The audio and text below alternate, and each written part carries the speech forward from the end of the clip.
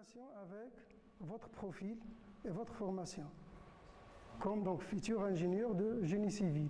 Tremblement de terre. Oui. Tremblement de terre. D'autres? Oui, oui. Mauvaise construction. Donc c'est un immeuble qui est encore en construction et qui s'effondre. D'accord? Donc ça ne peut pas être un tremblement de terre. Donc ça, c'est un nouveau immeuble. S'il s'agit d'un tremblement de terre, on va trouver donc tous les immeubles qui seront touchés. Mais il y a des parties qui ne sont pas touchées et il y en a d'autres parties qui sont touchées. D'accord? Donc il s'agit donc d'un nouveau bâtiment en construction qui s'effondre pendant le déroulement de la construction. À votre avis, pourquoi? Quelles sont les causes qui ont causé ce drame-là? Et qui derrière? Placez-vous par exemple à la place d'un expert, qu'on lui demande de faire une expertise de ça et nous sortir quelles sont les différentes causes qui ont causé ce drame. Oui? Mauvais calcul. Donc un mauvais calcul, ou plus précisément mauvaise réalisation.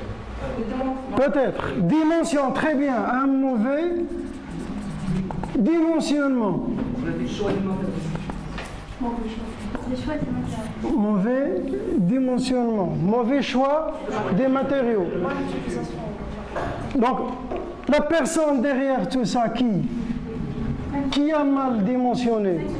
C'est l'ingénieur.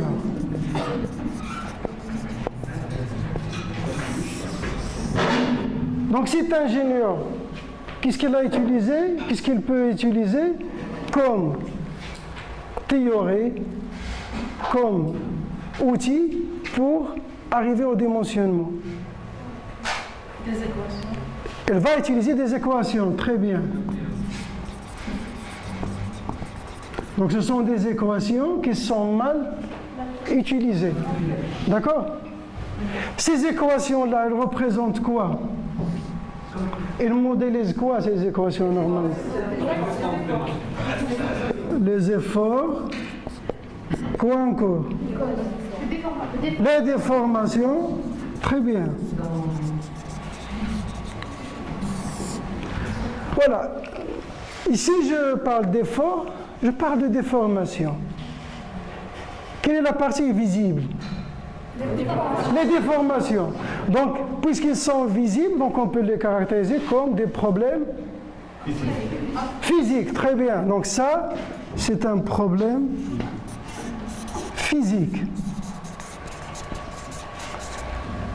Donc ce problème physique, pour pouvoir donc le quantifier, le calculer, comment on le fait? On le transforme en quoi? En équation, très bien. En équation. Donc ça, c'est un modèle, on appelle modèle physique, au phénomène physique ou naturel, qui est modélisé par des équations mathématiques. Très bien. Bon, donc ici, donc, on passe de l'observable au calculable. Il faut prédire, il faut calculer, il faut quantifier, tout ça, les équations mathématiques. D'accord? Bon, ici, donc, vous regardez, donc ici, il y a un drame. À votre avis, donc, quelles sont les déformations qui ont causé le drame? Des types de déformations que je peux avoir. Je vois ici des poteaux qui sont cassés, qui sortent partout. D'accord? Des dalles qui se sont effondrées. Donc comment ils peuvent se déformer, donc ces éléments du type en compression, quoi encore? En compression encore. Ils peuvent se comprimer. Traction encore. Flexion peut fléchir, et ainsi de suite. Si je prends par exemple l'élément de base dans une construction, l'élément de base généralement il est comme ça. comme cette poutre par exemple. Donc cette poutre horizontale, elle va reposer sur deux éléments verticaux qu'on appelle, donc ça ce qu'on appelle les poteaux, ça ce qu'on appelle les poutres.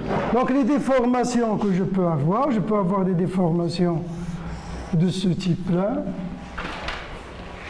Après donc, qu'on dépasse les limites, la flexion, elle va devenir donc une rupture. Je passe à une rupture.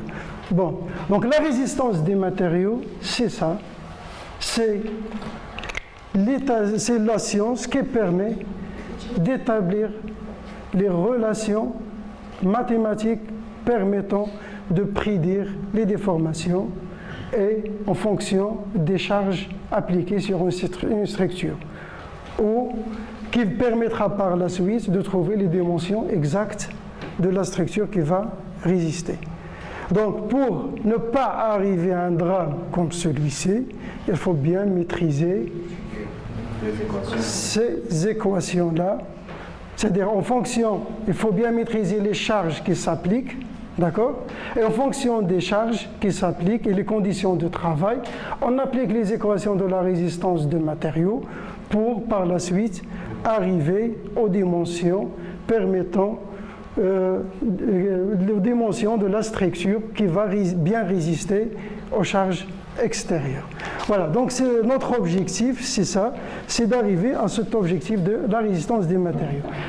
Voilà, donc la résistance donc, des matériaux s'intéresse à l'étude des systèmes déformables. Pour un corps soumis à des forces extérieures, les relations de la RDM permettent de déterminer les efforts intérieurs, les contraintes qui sont engendrées, les déformations qui en résultent et enfin les dimensions des structures étudiées.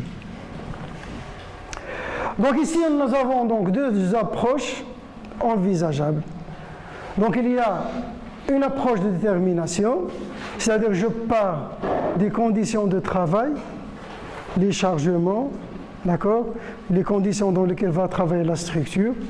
Il peut travailler la structure par exemple dans une zone qui est sismique, là je dois tenir compte de des paramètres sismiques, etc. En général, le calcul de détermination permet, connaissant seulement les conditions de travail, je calcule les dimensions. Je ne connais pas les dimensions a priori. Le calcul de vérification. Le calcul de vérification se fait surtout pour les structures qui sont déjà, par exemple, en service. Je vérifie est-ce que la structure a été calculée aux normes ou non. Comme par exemple le cas des drames. Donc, ce qu'on va faire, on va vérifier ces structures-là qui étaient déjà en service, on va vérifier est-ce que ces structures sont calculées aux normes ou non. Donc ça, c'est le calcul de vérification. Pour le calcul de vérification, je connais les dimensions, je connais la forme, je connais tout. Je vérifie est-ce que ça respecte les normes ou non. Parce que les experts, lorsqu'ils vont arriver, qu'est-ce qu'ils vont faire? Ils vont prendre des échantillons, ils vont faire des essais sur ces échantillons, ils vont comparer avec les normes. Premièrement, il y a les conditions de résistance, il y a aussi les normes en vigueur. D'accord? Par exemple, il y a les normes nationales, et il y a des normes internationales, comme les Eurocodes, par exemple. Voilà donc la résistance des matériaux. Les hypothèses.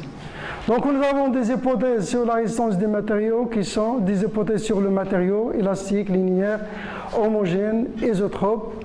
On travaille encore pour nous dans le cadre des petites déformations. D'accord? Donc on néglige donc tous les éléments d'ordre supérieur à 1 dans les équations.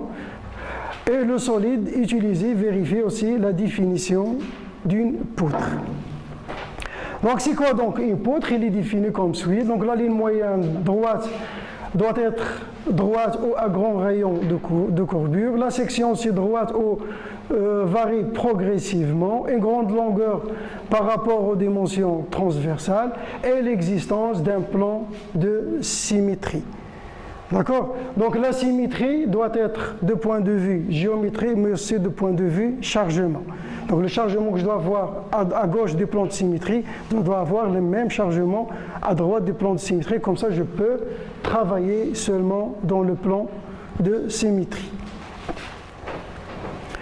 Voilà donc des exemples de profilés qui représentent un plan de symétrie géométrique les profils donc en I, en U, carré, circulaire, en T, etc. Ça sont des profils maintenant qui n'ont pas d'axe de plan de symétrie. Donc le plan ici ne représente pas une symétrie, la même chose pour celle-là, le U, le T. Donc ça, ce sont des plans qui ne représentent pas des plans de symétrie, donc je ne peux pas faire une étude de résistance de matériaux dans ce cas-là. Et dans ce cas-là, donc, je dois faire appel à d'autres données supplémentaires. Par exemple, des coefficients de sécurité, des coefficients de correction, etc. Les efforts donc, de symétrie, donc les efforts extérieurs, donc toujours, donc, comme ce que vous avez vu donc, en statique, on revient à l'équilibre, à étudier donc l'équilibre de la poutre. Pour étudier donc l'équilibre de la poutre, on va faire donc le bilan des forces extérieures, des actions mécaniques extérieures qui peuvent être soit des charges concentrées, soit des charges réparties. Un exemple ici de poutre chargée par des charges concentrées, un moment, des charges réparties sur une longueur. Les appuis. Donc tout ça, ce sont donc des terminologies qu'on doit apprendre, des termes techniques. Donc les appuis, il y a l'appui simple dans lequel la réaction il est perpendiculaire au plan tangent. Dans ce cas-là, il est vertical. Les appuis articulés, j'ai deux composantes. Les encastrements, j'ai deux composantes de la force plus un moment d'encastrement. Donc les efforts internes, donc ce sont les efforts, ce qu'on appelle aussi les efforts de cohésion. Lorsque je travaille dans une section, donc l'effort interne peut être décomposé en un effort normal et un effort tangentiel parallèle au plan de la section qui peut être décomposé en deux composantes qui est le TY et suivant Y et suivant Z si je prends un axe X, Y, Z comme celui-là. Donc le moment résultant dans la section G, il est aussi peut être décomposé en trois moments. Le moment perpendiculaire normal à la section qu'on appelle le moment de torsion et deux moments tangentiels à la section qu'on appelle les moments de flexion. Le torseur de cohésion, on arrive maintenant au torseur de cohésion, comme le torseur donc, des forces extérieures. Le torseur de cohésion, c'est tout simplement les éléments des efforts intérieurs, d'accord, qui permettent la cohésion des deux tronçons que nous avons étudiés. Donc ici, je trouve donc un effort normal, deux efforts tangentiels, un moment normal et deux moments tangentiels. D'accord? Donc après, donc en détail, on verra quelles sont les sollicitations qui sont causées par chacun de ces éléments de réduction. Voilà donc un tableau ici qui résume les sollicitations que nous avons à chaque fois que nous avons un élément de réduction qui est non nul. Donc ça, c'est ce qu'on appelle les sollicitations simples. Pour l'effort normal, j'ai soit l'extension, soit la compression. Pour l'effort tangentiel, j'ai le cisaillement. Pour le moment normal, j'ai la torsion. Les moments tangentiels, j'ai la flexion. Et je peux par la suite combiner, avoir des charges qui sont combinées. Voilà. Donc, dans la résistance des matériaux, le travail se fait dans une section, parce qu'on travaille avec les contraintes. Une contrainte, c'est quoi? C'est une contrainte, c'est homogène à quoi? C'est homogène à quoi? À une force divisée par la surface. Homogène à quoi? À une pression, très bien, c'est homogène à une pression. Parce que c'est homogène à une pression, donc on travaille dans une section. On doit choisir une section donnée et on travaille dans cette section. Donc on cherche le torseur de cohésion dans la section et les contraintes dans la section, et ainsi de suite. Comment choisir les sections? Les sections, donc on les choisit en fonction des variations, des chargements et des conditions limites qui sont les appuis. On choisit donc la section suivant un plan et on calcule, donc on cherche tous les éléments de réduction dans la section. La section peut être choisie soit après chaque changement d'appui, ou après changement de charge, ou après un changement de direction. D'accord? Donc je choisis donc les tronçons, ou bien donc si j'ai donc deux parties qui changent, donc à chaque fois donc qu'un paramètre change, je dois changer de section. Lorsque donc je change de section, ce que je fais par la suite, j'étudie l'équilibre des tronçons que j'ai utilisés. Donc il est en équilibre sur l'action des forces extérieures et des forces exercées par le deuxième tronçon sur le premier tronçon. Maintenant donc on passe donc à la traction unilatérale. Donc ça c'est la première donc, sollicitation qu'on étudie. Donc la traction, un solide soumis à la traction, ou une poutre soumise à la traction, c'est les efforts appliqués tendent à allonger la structure. Donc là on parle de sollicitation à la traction. Et dans ce cas, dans le cas où j'ai donc un effort, une répartition donc uniforme, la contrainte est donnée par la relation l'effort normal divisé par la section de la poutre.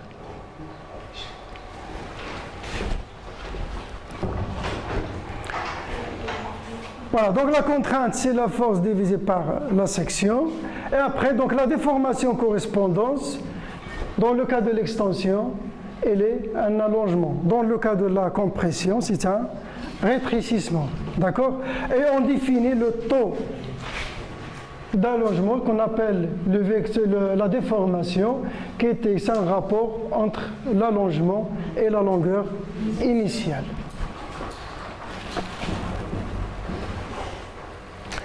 L'essai de l'extension est celui-là. Donc on prend une éprouvette avec des dimensions qui sont normalisées dans le catalogue, d'accord?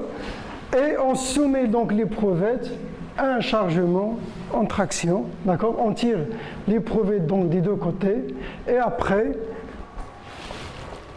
sur la courbe, on trace l'évolution et la courbe qui permet la courbe de l'évolution de la déformation en fonction de la force. Donc j'exerce une force et j'allonge. Là donc on observe dans cette courbe-là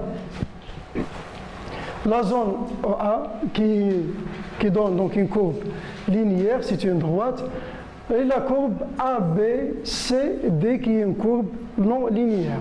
Donc OA, c'est ce qu'on appelle la zone élastique ou de déformation réversible. D'accord? C'est comme le solide dans cette zone-là et se comporte comme un ressort. D'accord? Lorsque je relâche, le solide donc il revient et reprend son état initial. Donc cette courbe-là, c'est la courbe la plus importante dans les essais mécaniques, surtout l'essai de traction. Elle permet de trouver deux paramètres essentiels, et bien deux caractéristiques essentielles d'un matériau qui sont le modèle de Young et le facteur de Poisson. Voilà, donc le modèle de Young, ce n'est rien que le rapport entre la force et l'allongement, d'accord? Donc c'est la pente de la courbe. Dans le modèle, donc je connais la force, je mesure l'allongement, je divise la force par l'allongement, je trouve donc le module de Young qui caractérise la rigidité. Donc ici, il y a différents exemples pour ça. Aussi, pour calculer donc ce qu'on appelle le coefficient de Poisson, c'est le rapport entre la déformation transversale et la déformation longitudinale. Voilà donc quelques caractéristiques du matériau qu'on peut déterminer par l'essai de traction, la contrainte limite élastique en extension, la contrainte limite de rupture en extension, l'allongement pour 100, c'est donc le rapport entre l'allongement sur la longueur initiale multiplié par 100 pour le trouver donc en pourcentage. Maintenant, donc, on passe à la loi, ce qu'on appelle donc la loi de comportement. C'est ça ce qui a été déterminé par, c'est la loi de comportement, c'est ce qui est représenté par la courbe qu'on vient donc de voir tout de suite. Donc c'est la courbe, donc la loi de comportement, c'est la loi qui permet de chercher comment un matériau va se déformer suite à une charge appliquée. Je prends deux matériaux différents pour la même charge et on ne va pas se déformer de la même manière. Et c'est ça ce qui diffère la mécanique donc des solides indéformables des solides déformables. Donc dans les solides indéformables, nous avons seulement les équations d'équilibre. Ici, nous avons en plus des équations d'équilibre, nous avons la loi de comportement qui nous donne donc les informations comment le solide va se déformer et comment il va réagir suite à une sollicitation imposée. Donc dans le cas de l'élasticité linéaire, dans laquelle fait partie la résistance des matériaux, cette loi s'appelle la loi de Hooke. Conditions de résistance. Bien sûr, donc lorsqu'on dimensionne, on pose un critère de résistance. Ce critère-là, donc il faut que la contrainte maxée ne doit pas dépasser la limite élastique. En plus de la limite élastique, on impose un coefficient de sécurité là pour être un peu loin des limites. D'accord ? Ce coefficient de sécurité, il dépend des domaines dans lesquels on travaille. Dans l'aéronautique, il y a des coefficients, dans l'automobile, il y a des coefficients, dans le génie civil aussi, il y a des coefficients. Généralement, il est de l'ordre de 1,2, 1,3, mais ça reste selon le domaine et selon les normes en vigueur. Dans chaque norme, on trouve des coefficients de sécurité à appliquer. Il faut les voir et voir donc les mises à jour. Voilà donc ici l'effet des variations brusques de la section. Donc parfois, je suis obligé de faire des variations brusques de la section dans tous les domaines. Lorsque je fais donc une variation brusque de la section, c'est-à-dire je ne respecte pas l'hypothèse initiale d'une poutre, là donc je dois introduire des facteurs correctifs, qui est par exemple le facteur de variation de la section. Donc chaque type de variation, on trouve dans les catalogues le facteur. On vous donne, voilà le facteur de variation de la section. Donc tout ceci pour rester toujours en sécurité. Voilà. Donc voilà donc un résumé donc du cours sur la traction-compression.